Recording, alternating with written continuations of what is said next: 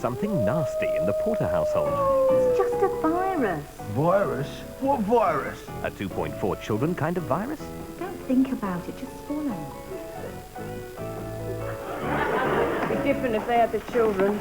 Then it'd need an epidural to get through the conception. Oh, got it. Look, you're not trying. It's A Dog's Life. 2.4 children, Monday at 8 on BBC One.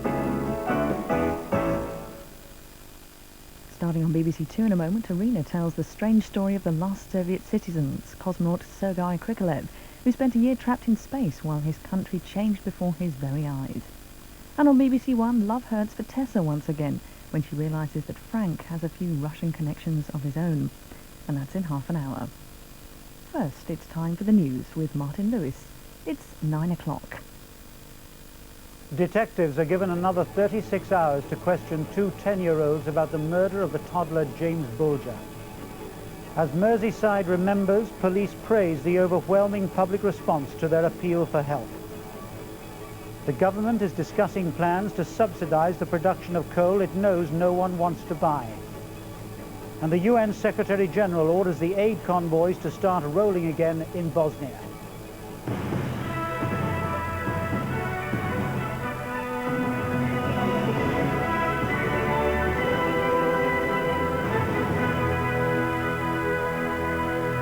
Good evening.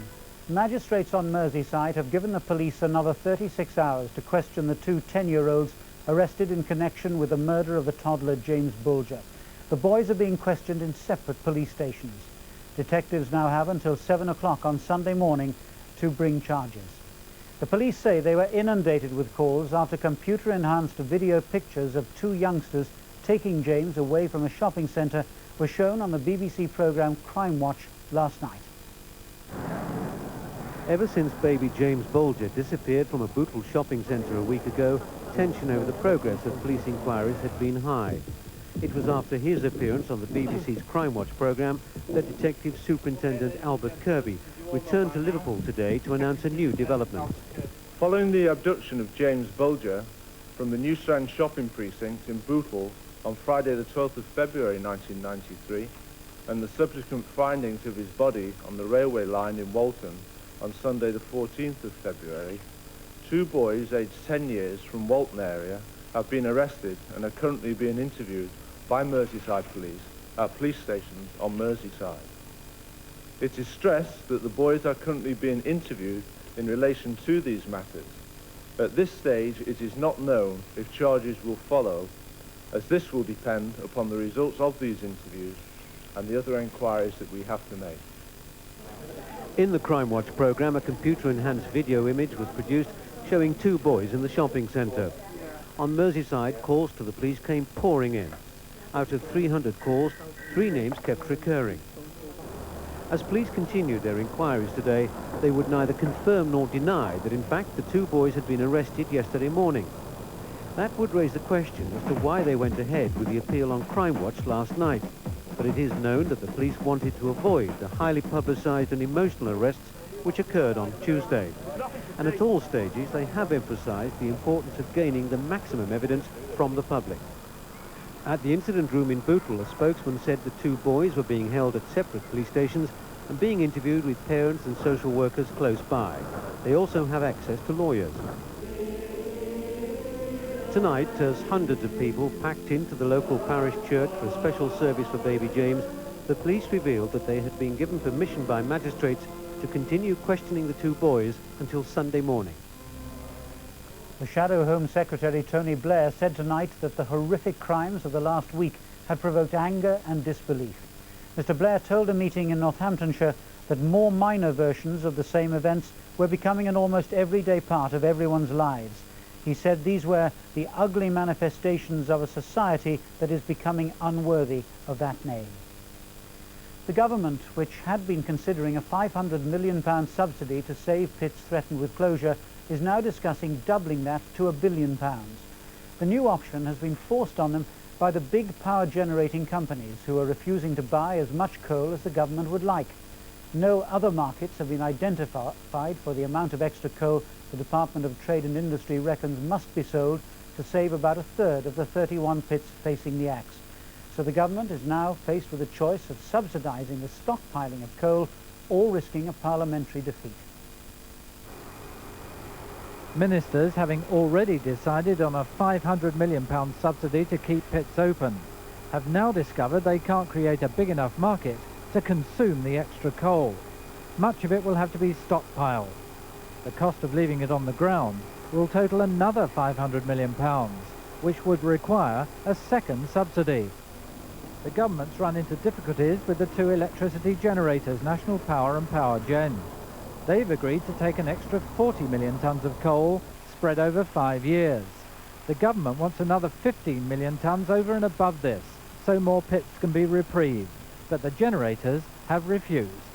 The two generators, I think, would expect the government to pay the overwhelming part of financing those stocks, because at the end of the day, it is a political problem requiring a political solution, bearing in mind that both National Power and Power Gen are privatised companies. The reason there isn't a sufficient additional market for coal is that ministers have decided not to curb output of nuclear power or the spread of new gas-fired power stations. The cross-channel link carrying nuclear power from France is also remaining untouched, but this means coal has been squeezed out. The recent DTI Select Committee report into pit closures estimated that by 1998 the total energy market will be 120 million tonnes. Nuclear power will generate the equivalent of 29 million tonnes of coal. Gas will provide 30 million tonnes, and other sources such as oil and imported coal another 15 million. That's a total of 74 million, leaving 46 million tonnes for British coal. But the DTI and the electricity generators say those figures are wrong. The overall demand will be only 110 million tonnes. The share for nuclear gas and other fuels will remain the same. But the equivalent of 6 million tonnes will still be flowing in from France, despite the Select Committee call for it to be terminated. So in fact, British coal's share of the market will be just 30 million tonnes. Anything above this will have to be stockpiled. Tonight, one of the Tory rebel backbenchers said ministers are boxing themselves in to too narrow a view. There is an awful lot of scope. What bothers me is the government doesn't appear to be addressing that. They seem to be talking only in terms of additional subsidy in order to stockpile coal. That's the last thing we need. One of the DTI Select Committee members was equally unimpressed. We have made some recommendations. What it now appears is that the government don't like them and are, to some extent, allowing the generators to drive the policy. Now, that, I think, is back to square one, almost.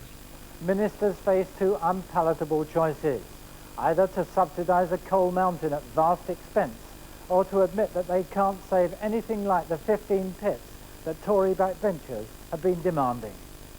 The United Nations Secretary-General, Dr. Boutros Ghali, has ordered the UN relief operation in Bosnia to start up again as soon as possible. The UN High Commissioner for Refugees, Mrs. Sadako Ogata, suspended the operation 2 days ago, accusing Serb, Croat and Muslim forces of hindering relief work. 2 days of uncertainty over the UN relief operation were ended with a curt message from the Secretary-General. I already sent a message to Mrs. Ogata, ask her to resume the humanitarian. For Sadako Ogata, who ordered the suspension of the convoys, there was a brusque and public put-down. I'm supposed to direct this operation. The reassertion of Dr. Boutros Ghali's authority means the two aid convoys bound for eastern Bosnia will now continue their efforts to get through. Mrs. Ogata had ordered their withdrawal after Serbian harassment of food deliveries and the Muslim refusal in protest of aid intended for Sarajevo. But it's now clear that she failed to consult with New York, where her decision found little support. Would those in favour of the draft resolution please? On another key issue, the Security Council voted unanimously to allow the 14,000 peacekeeping troops in Croatia to use force to defend themselves in UN-protected areas where Serbs and Croats are now infringing the ceasefire. In our view, it is absolutely essential that we establish respect and protection for UN forces in the field.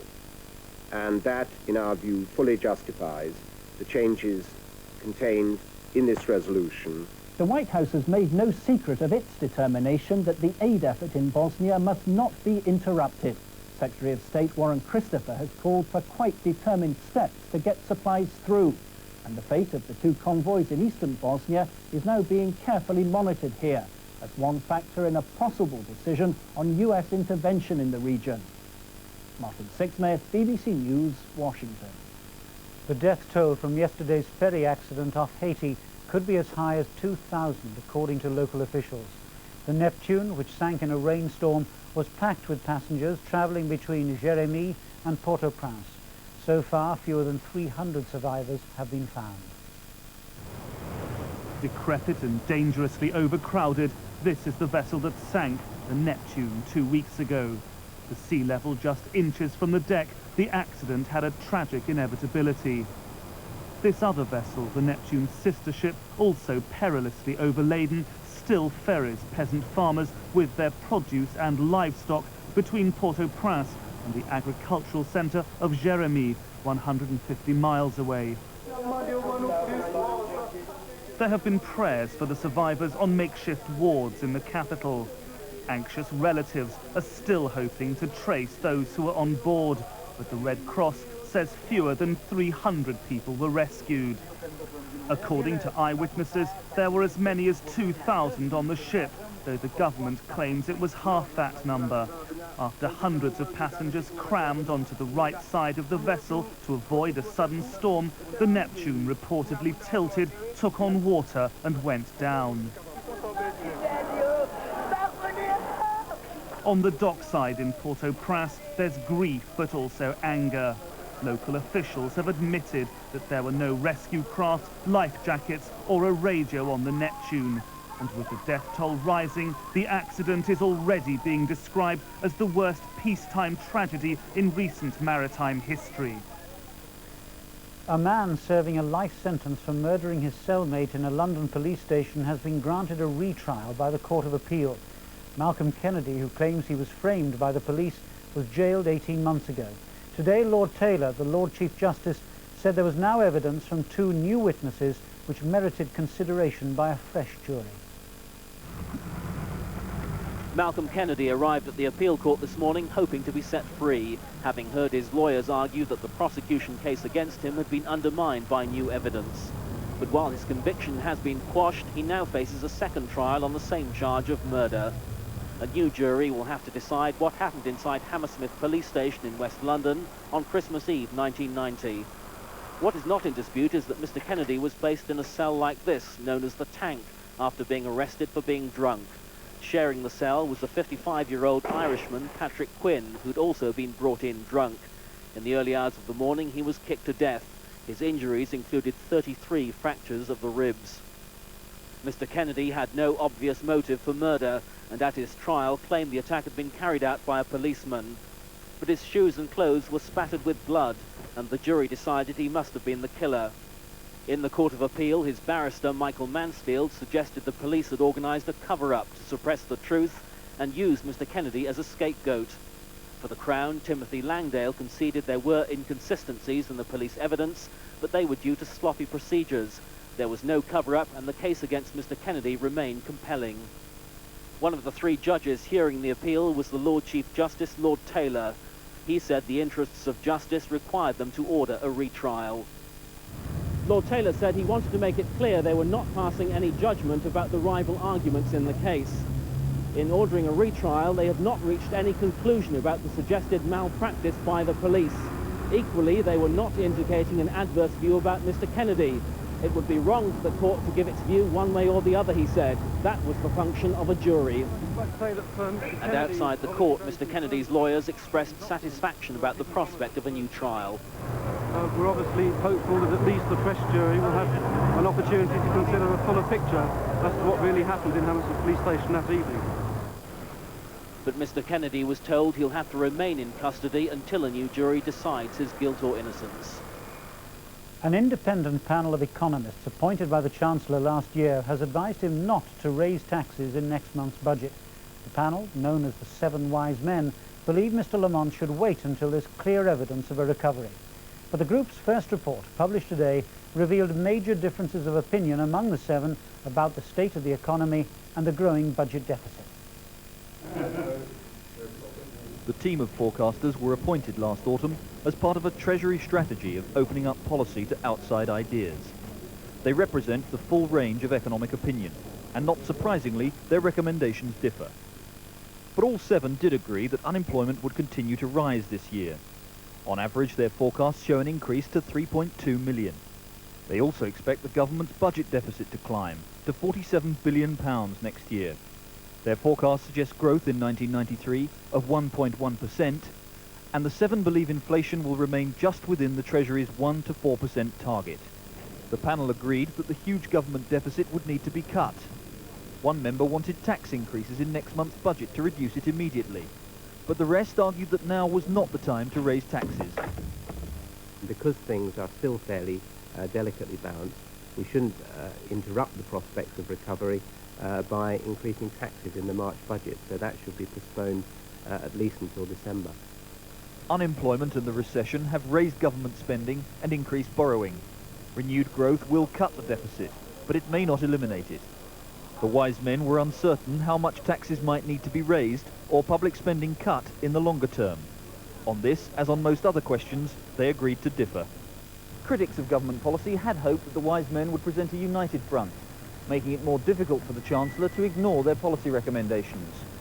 In the event, there's such a wide range of views expressed that there are few policy options that have been firmly closed off. I think the fact that the people on the panel have divergent views is a very clever exercise by the Treasury, because they will then be able to point in many instances to dissent, perfectly legitimate dissent, amongst the people on their advisory panel, and therefore, if you like, to downplay its importance even more and to give them a legitimate excuse for ignoring any of its findings. But the report has contributed to a widening of the public debate on economic policy, and the Chancellor has promised to study it carefully before next month's budget. It's been announced tonight that the Conservative MP Judith Chaplin has died at the age of 53.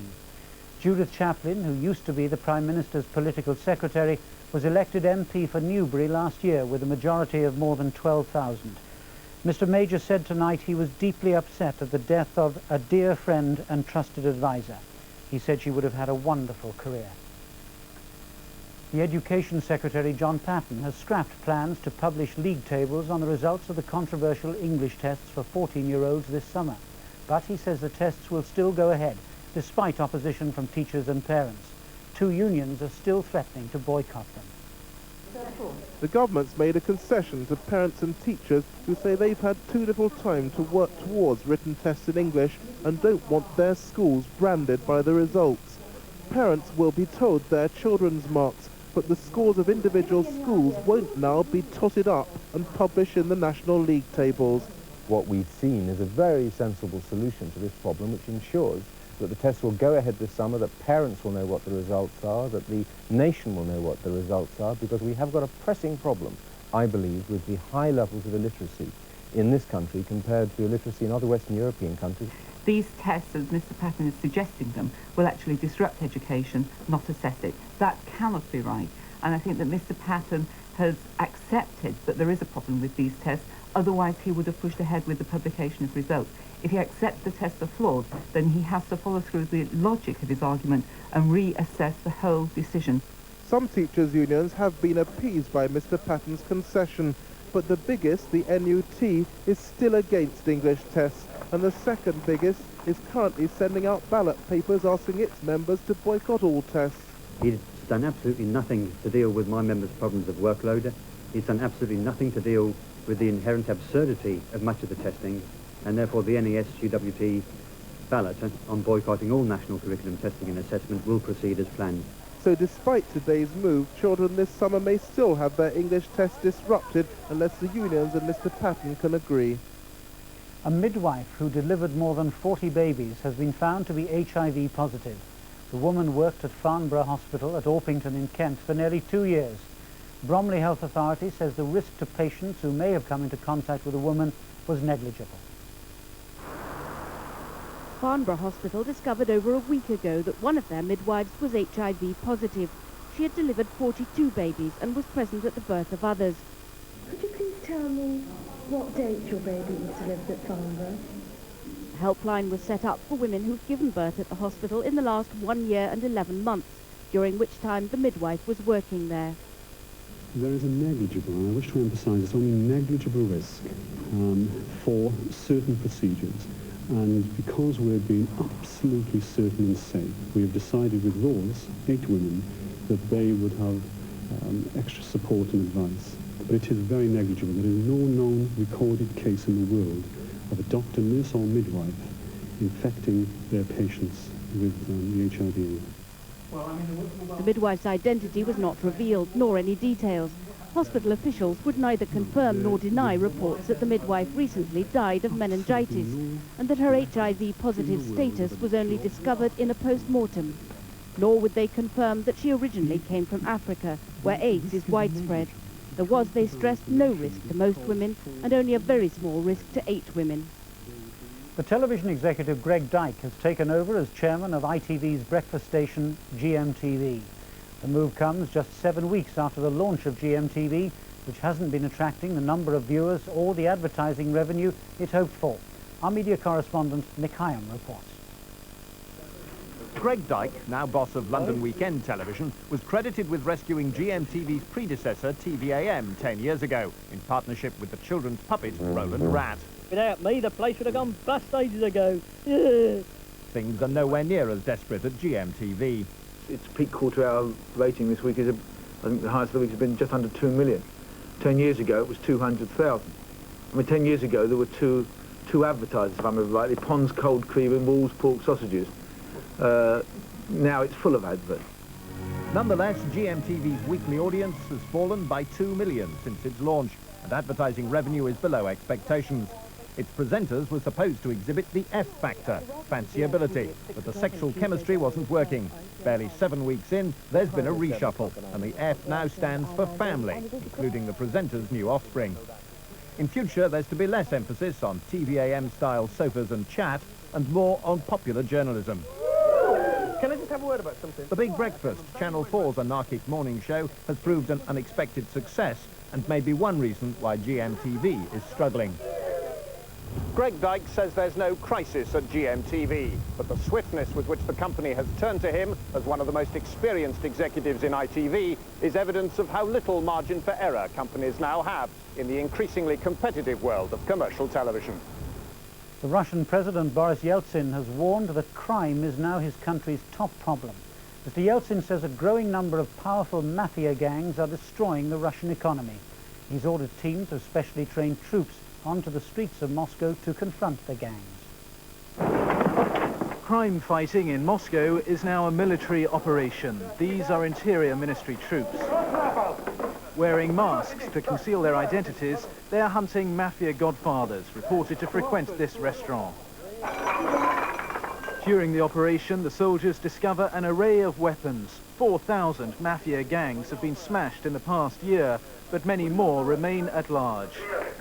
The Russian government have declared war on organised crime here. This former superpower is now using its military expertise to combat criminals. As squad commander Vitaly Kiko reports this mission accomplished, the guests seem curiously blasé about it all. Crime is so commonplace here that the band plays on. At a special Kremlin conference on crime, President Yeltsin described it as Russia's #1 problem. It's the most important priority, he said, for the whole of our society. In Moscow, troops are now carrying out random checks on passing motorists, searching for weapons and drugs. But there's concern that with this new crackdown, civil rights are being abused. There's some concern, too, that the Russian government are using this new war against the mafia to divert attention from their pressing political and economic problems. But they claim that organised crime and corruption are bleeding the country dry. At police headquarters, mafia suspects are taken in for interrogation. 2.7 million crimes were recorded here last year, and there's little doubt that Russia, after the collapse of communism, is also facing a breakdown of law and order. Ben Brown, BBC News, Moscow. The FA Premier League has signed a £12 million sponsorship deal with the Brewers Bass. From next season, the league will be known as the FA Carling Premier League. The 4-year deal is the biggest sponsorship agreement in British sport. The deal was rejected last year by a block vote of the league's bigger clubs. Some, like Liverpool, declared a conflict of interests with their own brewery sponsors, but the real issue was the freedom of those clubs to act unilaterally in commercial matters, while the league itself wanted an entirely collective approach. Today's announcement was presented as a show of solidarity, but clearly it wasn't quite that. All went through in a matter of a very few minutes. So all 22 clubs agree that this is a good thing, not only for the Premier League, but for their own interests. You said that. I didn't. There'd been no vote as such.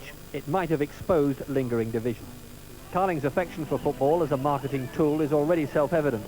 They say they're delighted to have saved a deal which the league says will help fund ground improvements. If peace has broken out in the Premier League, then it's truly a remarkable achievement. Cricket. England have made a good recovery after a bad start in the final test match against India in Bombay. At the close of play on the first day, England were 239 for 7, with Graham Hick 99 not out, his highest score in Test cricket. With only pride at stake, England won the toss for the first time in the series and then did their best to squander the advantage. Stewart's run out when he and Atherton ended up arguing at the same end of the pitch summed up another utterly miserable start. Ominously, India's spinners were already receiving considerable assistance from the wicket. Gatting's departure left England facing further embarrassment on 58 for 4. But as in the second test, Graham Hick opted to take on the slow bowlers, and in doing so, he transformed England's innings. Support came from Atherton and then Chris Lewis, who followed last Sunday's maiden test century, with further evidence that he's maturing as an international all-rounder. Today, he made an invaluable 49 before the leg spinner Kumble picked up his third wicket of the innings. Hick, though, betrayed no sign of nerves as he closed in on a long-anticipated maiden test century. He was tantalisingly close today. Tomorrow he'll resume on 99 not out, with England in their healthiest position of the series so far. The explorers Sir Ranulph Fiennes and Dr. Michael Stroud have spoken of the suffering and pain they endured to achieve their record-breaking trek across Antarctica. Both said they were slowly recovering, and Sir Ranulph is now looking forward to a skiing holiday with his wife. By the time Sir Ranulph and Dr. Stroud radioed to be picked up, they were fading fast. Pictures just released exposed the privations endured. We're getting ourselves into a situation where with Mike's fingers which are streaming pus, you can hardly touch things, you can hardly do things. My feet are, if anything, worse than ever. I've got used to travelling on them. In one case, it's been 60 days now since it's been bad. It doesn't make any better. During the airlift, a welcome variation from the survival rations they'd been eating for nearly 4 months. They'd undertaken research into how the body coped with such extreme pressure, and today the man who'd done the scientific work didn't want to contemplate another Antarctic trek. I hope very much that I remember just how bad and difficult this was and never do anything like it again. As a veteran polar explorer, Sir Ranulph had thought they were attempting the impossible, but says it was a solid British success, which he hopes will also raise £2 million for research into multiple sclerosis. Tonight's main news again. Police on Merseyside have been given another 36 hours to question 2 10-year-old boys about the murder of the toddler James Bulger. More on Newsnight at 10:30 on BBC Two, but that's the 9 o'clock news tonight. Good night.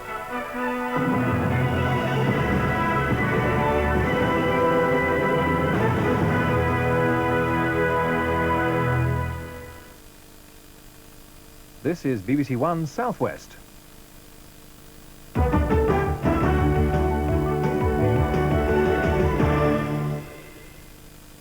Good evening. Horse owners in the southwest are being warned to be on their guard after an eventer was stabbed with a knife in a field near Oakhampton.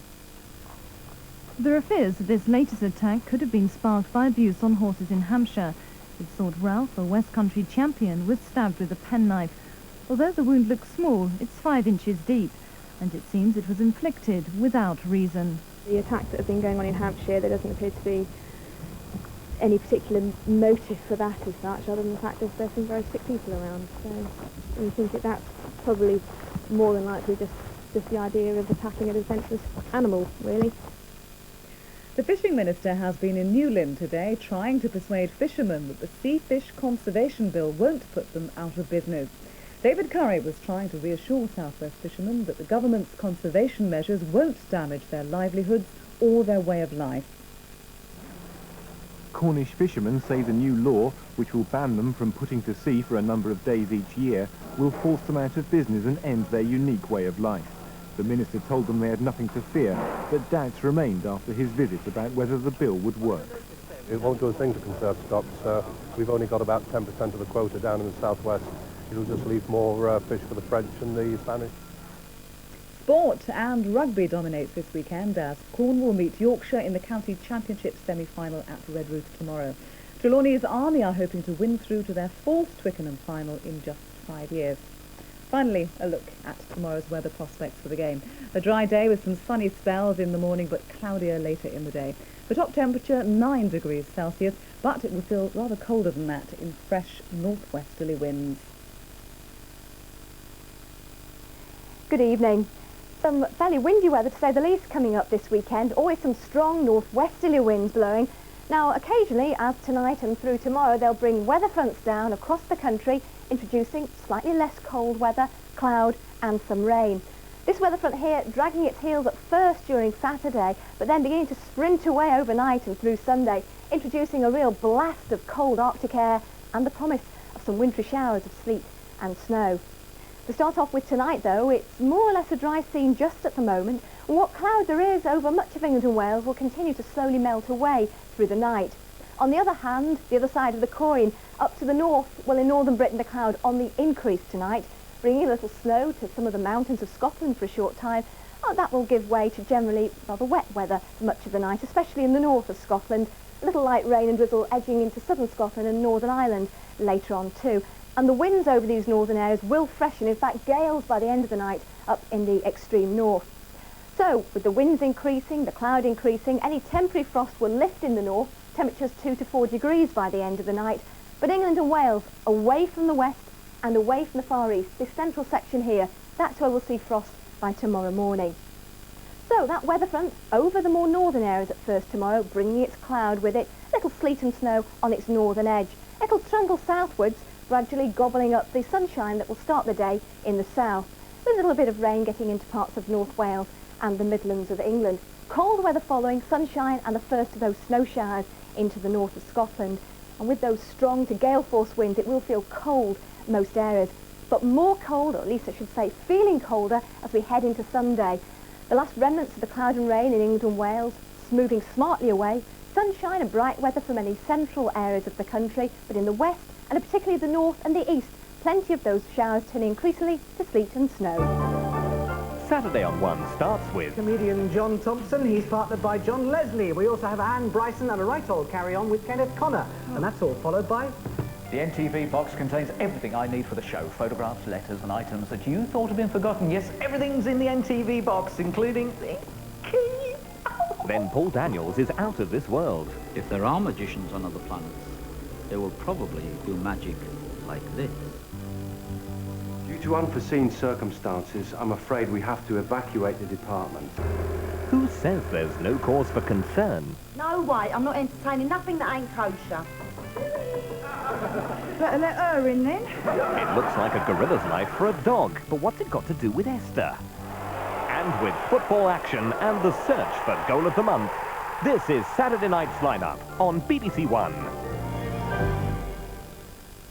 The new Radio Times includes features on forthcoming BBC programmes, together with complete listings for all television and satellite channels. In 50 minutes on BBC One, Terry Wogan spends his Friday night, as usual, in the company of invited guests, tonight including Nigel Havers, Wendy Richards and co-host Tony Slattery. And that's after Tessa discovers that Frank may be playing a little Russian roulette.